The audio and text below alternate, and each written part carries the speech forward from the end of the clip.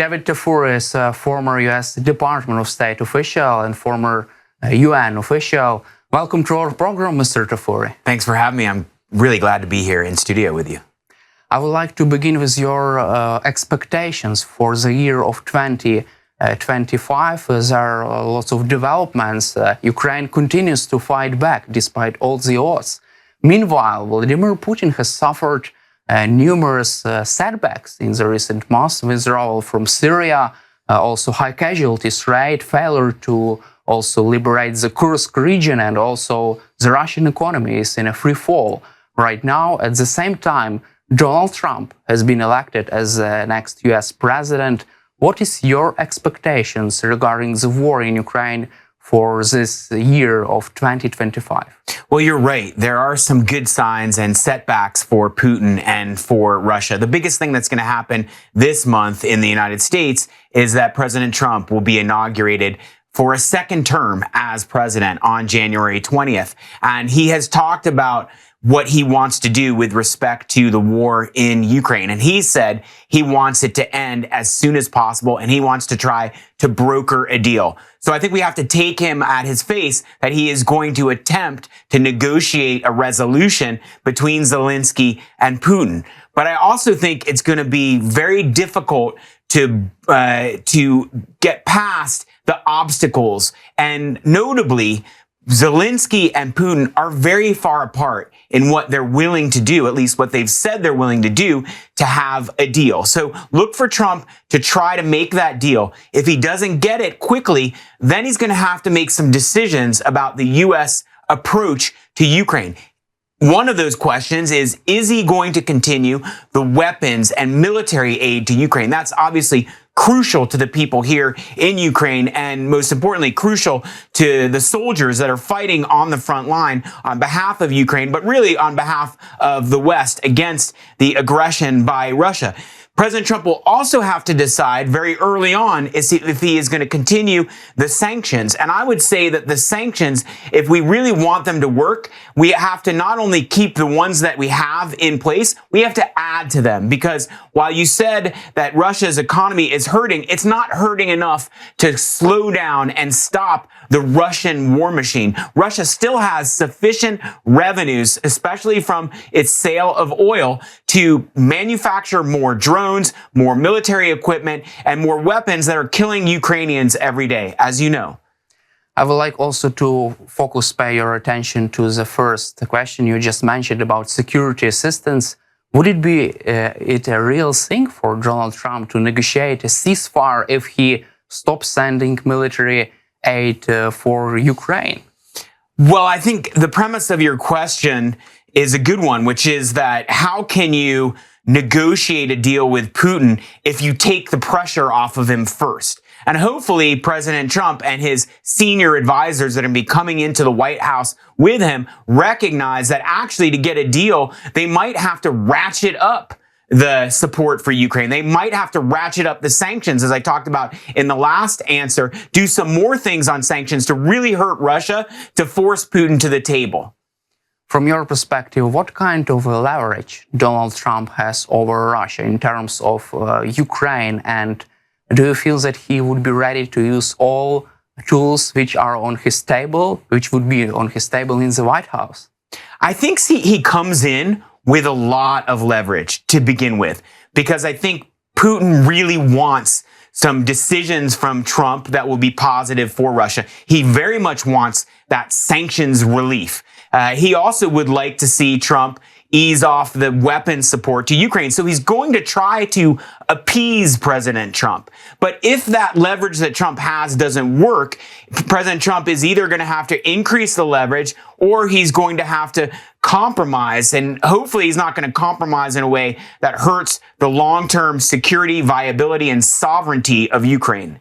How do you see the possible scenarios after the January 20th regarding Trump and these negotiations between the United States and Russia? And can you imagine a scenario in which Trump meets with Vladimir Putin in the United States, for example? I can very much imagine a scenario where President Trump meets with Putin. Remember, he met with Putin, I think, 3 times, one-on-one, during his first presidency. And a couple of those meetings had a significant time where they were together just in private with 1 or 2 translators, no aides. And so that was how they formed this better relationship, supposedly, according to each of them. But whether President Trump is able to accomplish anything from those one-on-one meetings remains to be seen. Putin is a very cagey person. He's not always honest, even with people he considers friends, even when he can be easily shown to be not telling the truth. He also breaks deals all the time. So this is going to be a complicated, difficult negotiation between Trump and Putin. But I do think that they will meet in person. I'm not sure, though, that they will meet in person in the United States. I think Putin would be worried about going to the United States, as he is worried about going to any Western country around the world. Remember, he's indicted by the ICC. Now, the United States is not a member of the ICC convention, but the United States could choose to arrest him. I don't think that that would happen under President Trump, at least not initially. But I think there's too many dangers and too many questions around a visit by Putin to the United States. I don't think he would do it. Remember, he's not traveling very much. I think he's been to Belarus, he's been to China, he's been to a couple other places, but he's very worried about travel because he carries with him that baggage of being indicted by the ICC, accused as a war criminal, and believed to be a war criminal by people around the world, including especially in Europe. Can Donald Trump be played by Vladimir Putin during one-on-one meetings, from your perspective?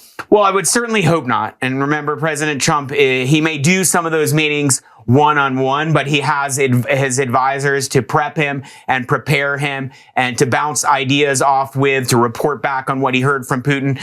I don't know what will happen in those discussions. I want to be optimistic. I want to take our incoming president at face value, that he does intend to find a compromise that's going to be good for both countries and be good for the world. But I do think anyone going into a negotiation with a former KGB officer, someone who's used to getting his way, someone who uses violence and uses corruption to get his way when he doesn't get it immediately, should be very wary of any discussions with Putin, should be question anything that he says, should look for backup for anything he says, and look for assurances that he's going to do what he says. Also, there are lots of discussions regarding Kit Kellogg's plan on the war, on ending the war in Ukraine by creating a demilitarized zone across these front lines, by also imposing a ceasefire and enforcing this ceasefire with the European peacekeeping forces. What is your take on such plan, and do you believe that Kremlin can agree with such conditions?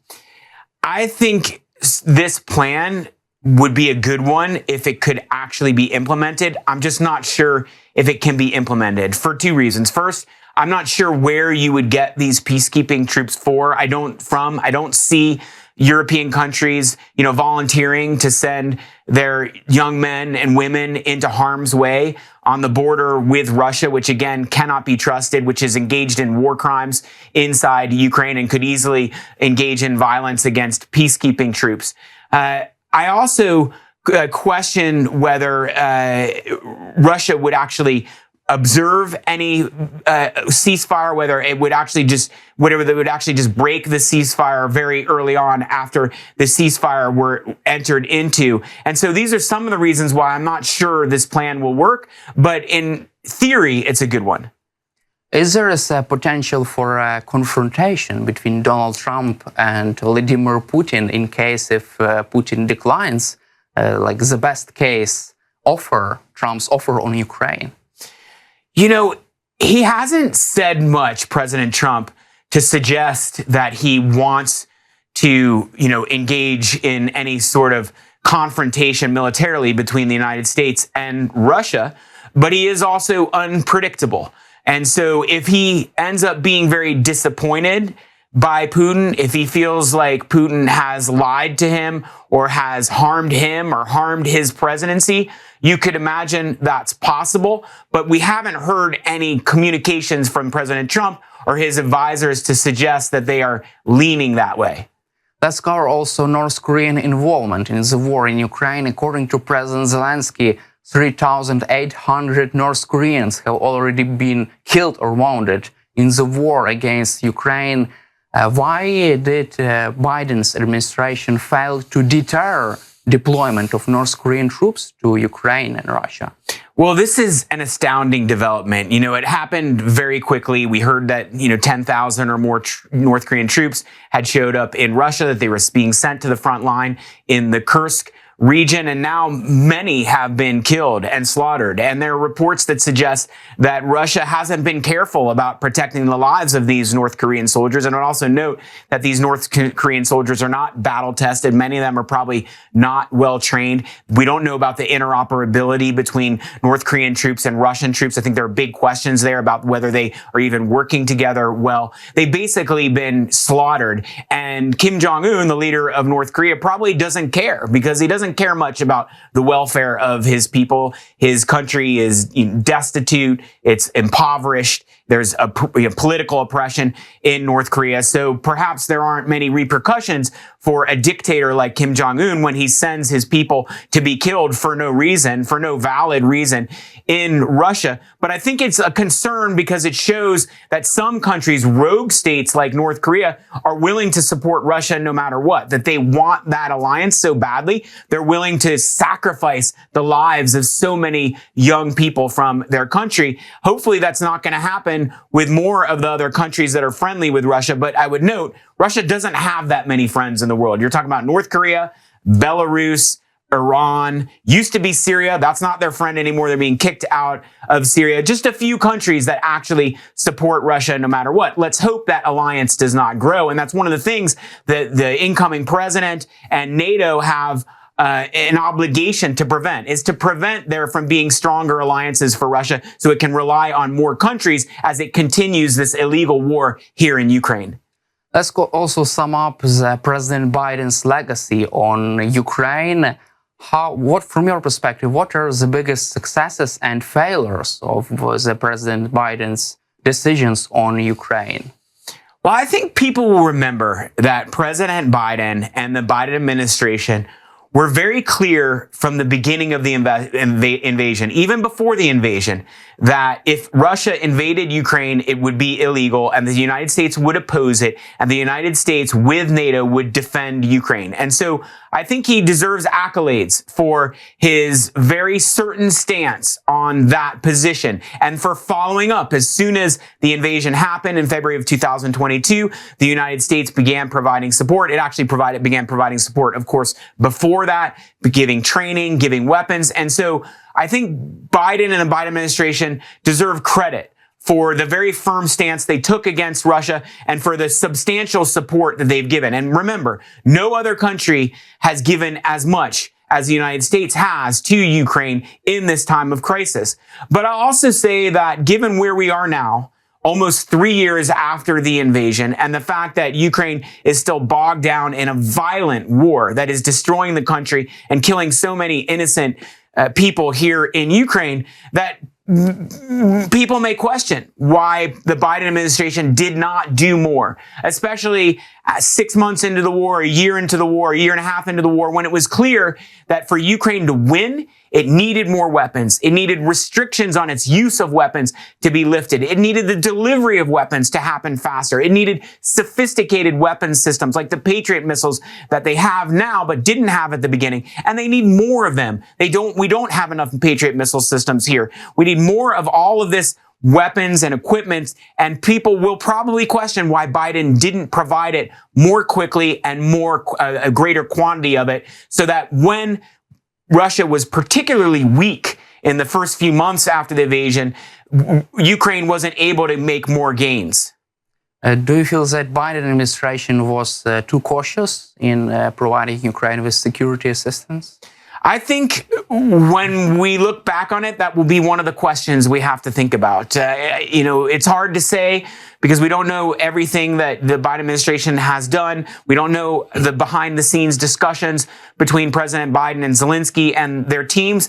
But I think there are good questions about whether he's been too cautious. And I would say even right now, we are expecting President Biden to put in place a new sanctions package against Russia that would target Russia's oil sector, including secondary sanctions on the companies that help Russia sell oil around the world and that provide the revenue that Russia is using to build more weapons to kill people in Ukraine. And I would say, wonder, is Biden being too cautious by not issuing those sanctions before he leaves office? We have very little time now. It's still expected, but I don't know if it's going to happen. My guess is there are discussions internally in the Biden administration, and there must be some advisors who are cautioning Biden against doing it. Let's cover also sanctions against the Russian economy. How can you sum up and to reflect on the results, on the success or failure of these sanctions against Russia, which have been imposed by the Biden administration? Like the military aid and the financial aid, the sanctions that the Biden administration put in place at first, right after the invasion, were good and were effective. And the sanctions program did harm Russia's economy. And so again, the Biden administration deserves credit for that. But now, almost 3 years later, you have to wonder whether we've done enough in terms of the economic punishment against Russia, because as time goes by, countries like Russia learn how to evade sanctions. They put in place new systems to make payments, avoiding the international banking system, avoiding U.S. banks. They set up new companies that can engage in oil sales and engage in transfers of component parts to support the Russian war machine. And so you have to question, have we augmented sanctions enough as time has gone by to ensure that we're closing these loopholes as they're created by Russia and by those who want to support Russia? And have we done enough to harm Russia's source of revenues, which is mainly oil, the sale of oil and petroleum products? We put in place a price cap on the sale of oil, and that was negotiated by the United States with the other G7 countries. And that also, I think, worked at first, but now you have to question, is it working enough? Should the price cap have been changed? Should the price have been lowered? Because Russia is selling for under the market price for oil, but it's selling at a high enough price that it is making a profit. And it is using that profit to kill people here in Ukraine and to propel and support the illegal war here in Ukraine. Do you think that President Biden regrets being too cautious in supporting Ukraine and imposing sanctions against Russia? I don't know what he thinks, and I think time will tell. I think after he's no longer president, he'll probably give some interviews, maybe write a book, and we'll get better insight into what he's thinking. I would note that he has a lot of things to worry about, right? Russia is a nuclear power. And so while he wants to support Ukraine, he also has to be cautious about not starting a nuclear war. And so those are some of the things that go into the calculus. We don't know all of the facts and the way that they calculate these things, but I do think there will be questions about whether he was too cautious. And I'd like to hear answers from him and his top aides as to why they did some of the things they did and why they didn't do some of the things, namely providing more weapons, lifting the restrictions on use of weapons, and putting more harsh sanctions, especially on the sale of Russian oil. What kind of sanctions Trump administration can impose on Russia to force Putin to negotiation table, from your perspective? If President Trump and the Trump administration, when they come into office on January 20th, want to cripple Russia's economy, they will put in place secondary sanctions on the shipping companies and other companies that act as middlemen that aid Russia in selling its oil. They will also work harder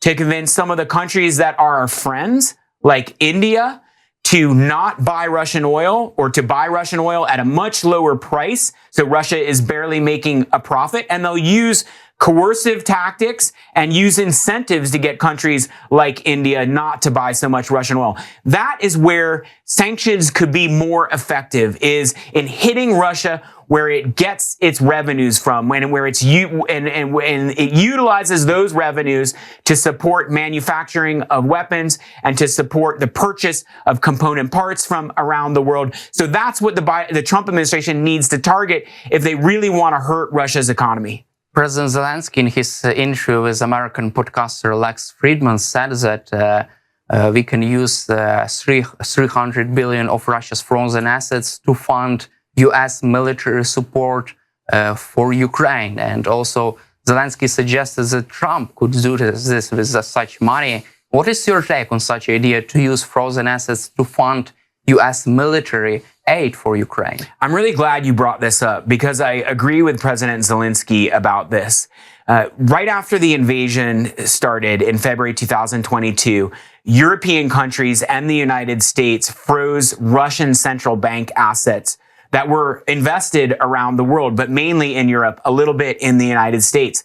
Reportedly, that's at least $300 billion in assets that are frozen, so Russia cannot access them, but they're actually owned by the Central Bank of Russia.